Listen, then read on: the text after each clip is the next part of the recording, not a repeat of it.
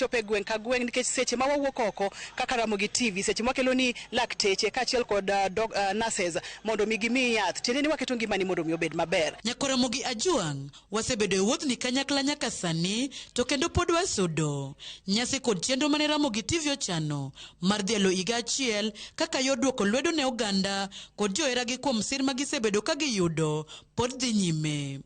Odiochieng' makiny nyasi ne rum kod alam makende e kanisa mar Power of Jesus around the world ka waloro godo chenro ni mana kaka jodongwa machon nogoyo ngero ni gima nigi chakruok nyaka bed kod gikone. Millicent Adhiambo, Ramogi TV, Kisumu County. Ote mabende jomoko penjo ni to mor mabende jo Kisumu oyudo no wan wayude karango. Ageno ni winjo kaka owache ni mano mana chakro gi gwenge ma Kisumu, gwenge mamoko nyasi mamoko pod biro wantiere koda Easter kinde mamoko modhuro omiyo kwe mana chunyero kamana hinya. Paul Wood Awendo iwacho ni Ramogi dhi kodwa e yono ero makare kabisa.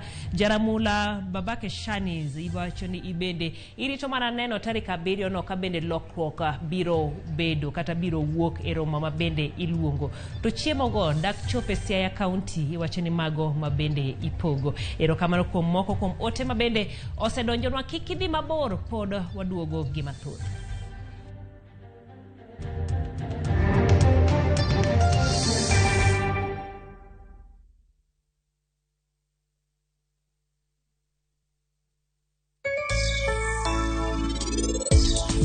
Kata kidhe kanye, kata kilokri manade, okinyal ruenya makati mondi, kawuondi thapki anok dirwenya. Subri ngana temra kamae to